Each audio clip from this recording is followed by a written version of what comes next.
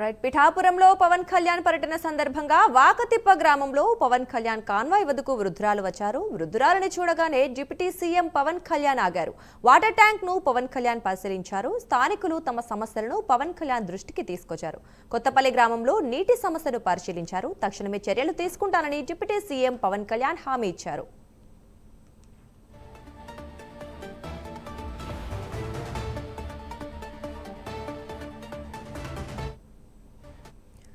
ఇదే విషయం గురించి మరింత సమాచారం మా కరెస్పాండెంట్ శ్రీరామ్మూర్తి అందిస్తారు. శ్రీరామ్మూర్తి, చెప్పండి. అంటే పవన్ కళ్యాణ్ గతంలో ఇచ్చిన హామీల అమలుకు వచ్చారు, అయినప్పటికీ కూడా మళ్ళీ కాన్వాయ్ని ఒక వృద్ధురాలు అడ్డుకున్నట్లుగా తెలిసింది. అలాగే ఆయన ఆగటము, అలాగే వాళ్ళ దగ్గర ఉన్న సమస్యలు ఏవైతే ఉన్నాయో అవన్నీ ఆయన జాగ్రత్తగా గమనించటము, వాటర్ ట్యాంక్ లేవని అంటే వాటర్ ట్యాంక్ ఇస్తామని చెప్పడము, అలాగే వాళ్ళ నీటి సమస్యను కూడా ఆయన తెలుసుకున్నారు. ఖచ్చితంగా తీరుస్తామని కూడా ఆయన హామీ ఇవ్వడం జరిగింది. అంటే అసలు ఏం జరిగింది అక్కడ, ఏమేం హామీలు ఇచ్చారు వాళ్ళకి?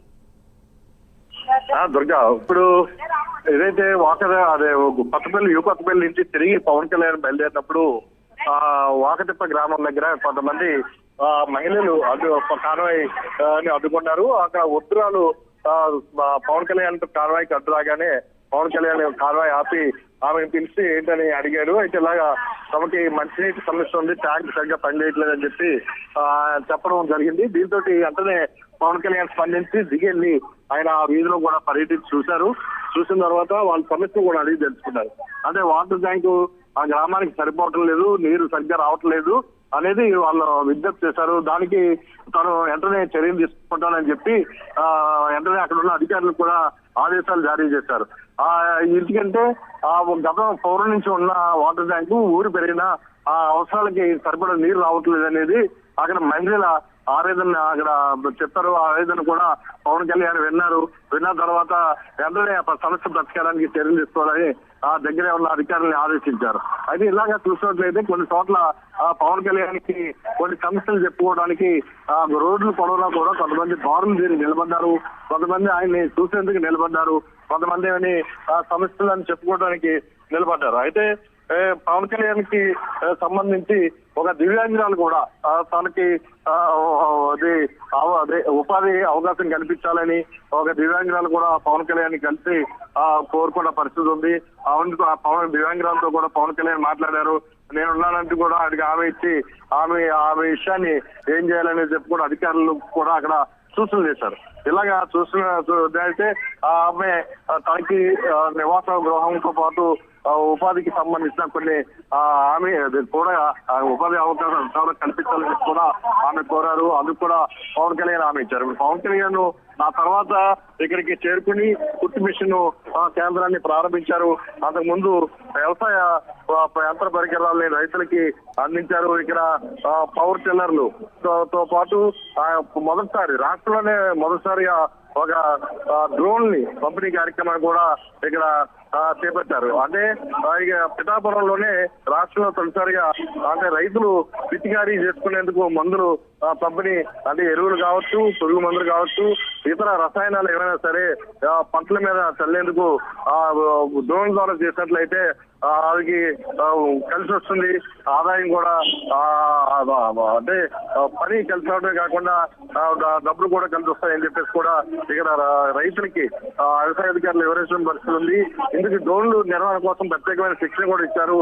8 లక్షల రూపాయల సబ్సిడీ తోటి 2 లక్షల రూపాయలు రైతులు పెట్టుకునే విధంగాని అది బ్యాంక్ ద్వారా రుణ సౌకర్యం కల్పించి ఈ కార్యక్రమాన్ని నిర్వహించారు. దాదాపు 13 యూనిట్లు పిఠాపురం నియోజకవర్గానికి ఈ డ్రోన్లు ఇస్తున్నారు. ఇక్కడి నుంచి ఇవన్నీ కూడా రాష్ట్ర వ్యాప్తంగా అన్ని చోట్ల కూడా ఇవ్వడానికి ఒక కార్యాచరణ సిద్ధం చేస్తామని కూడా వ్యవసాయ శాఖ అధికారులు పేర్కొన్న పరిస్థితి ఉంది. అయితే ఇక్కడ మరోవైపు చూసినట్లయితే పిఠాపురం నియోజకవర్గంలో 3,500 మంది వరకు ఇప్పుడు ఆన్లైన్ ద్వారా కుట్టు శిక్షణ పొందేందుకు రిజిస్టర్ చేసుకున్నారు. వారిలో బ్యాచ్ల వారిగా అందరికీ కూడా కుట్టు శిక్షణ ఇవ్వడంతో పాటు శిక్షణ ఇవ్వడంతో పాటు వారికి శిక్షణ అనంతరం ఒక మిషన్ కూడా కుట్టు మిషన్ కూడా ఉచితంగా అందించడానికి చర్యలు చేపట్టారు. ఇది బీసీ కార్పొరేషన్ ద్వారా బీసీ, కాపు అలాగే ఇతర పేద వర్గాల మహిళలు ఈ శిక్షణ పొందేందుకు వీలుగా రిజిస్టర్ చేశారు. ఇందులో అందరూ కూడా ఎంపిక చేశారు. వీరికి 5 కోట్ల ఈ కుటుంబ శిక్షణ కేంద్రాలు ఏర్పాటు చేసి అందరికీ ఒకే సమయంలో ఈ శిక్షణ పూర్తయ్యేలాగా అంటే బ్యాచ్ల వారిగా ఈ కార్యక్రమం చేపడుతున్నట్టుగా కూడా ఇక్కడ బీసీ కార్పొరేషన్ చైర్మన్ అధికారులు తెలిసిన పరిస్థితి ఉంది. ఏదైనా పవన్ కళ్యాణ్ పర్యటన ఒకరోజు పర్యటన చాలా సుడిగాలి పర్యటన కొనసాగింది.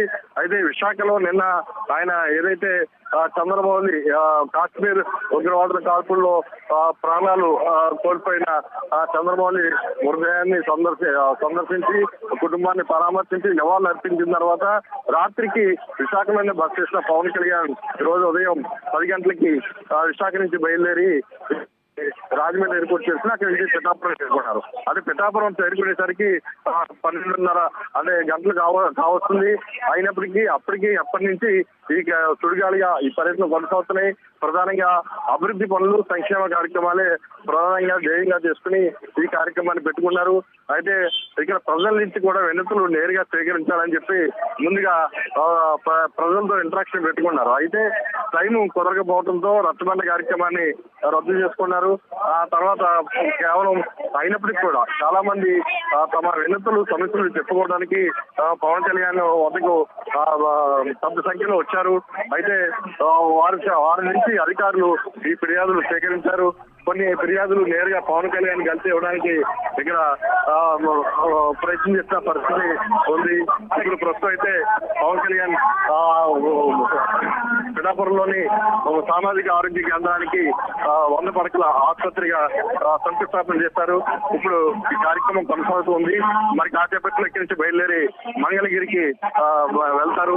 అయితే రాజమండ్రి ఎయిర్పోర్ట్ కి చేరుకుని ప్రత్యేక హెలికాప్టర్ లో అక్కడి నుంచి ప్రత్యేక విమానంలో మంగళగిరికి అదే గన్నవరం చేరుకుని అక్కడి నుంచి మంగళగిరి వెళ్తారని చెప్పేసి ఇప్పటి వరకు సమాచారం.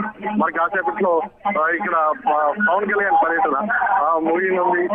మరొక 15-20 నిమిషాల్లో ఇక్కడి నుంచి నేరుగా మంగళగిరికి వెళ్తారని చెప్పేసి ఇప్పటి వరకు ఉన్న కార్యక్రమం ఇది. ప్రస్తుతం పిఠాపురంలో పవన్ కళ్యాణ్ డిప్యూటీ సీఎం పవన్ కళ్యాణ్ పర్యటన కొనసాగుతున్న తీరు. అయితే దారి పొడవునా కూడా పెద్ద సంఖ్యలో ప్రజలు తరలి రావడం, అలాగే మహిళలు కూడా పెద్ద సంఖ్యలో తరలి రావడం, వారిని కలిసి కొన్ని సమస్యలు చెప్పుకోవడం కోసం ప్రయత్నం చేయడం జరిగింది. ప్రస్తుతం అయితే పవన్ కళ్యాణ్ ఇక్కడ మీడియాతో మాట్లాడతారని కూడా సమాచారం ఉంది. అయితే ఇంకా ఈ 100 పడకల ఆసుపత్రి దగ్గర పూజా కార్యక్రమం కొనసాగుతోంది. ఆ తర్వాత టైము జాప్యం జరుగుతుండడం వల్ల అంటే అనుకున్న సమయం కంటే ఎక్కువ సమయం ఉన్నందున పవన్ కళ్యాణ్ కి అంటే మీడియాతో మాట్లాడుతున్నారు లేదనేది ఇంకా విస్తృతంగా నిర్ధారణ కాలేదు.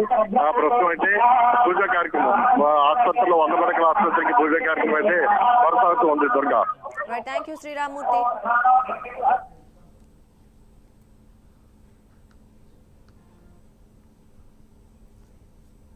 ఇప్పుడు బులెటిన్లో ఒక షార్ట్ బ్రేక్ తీసుకుందాం.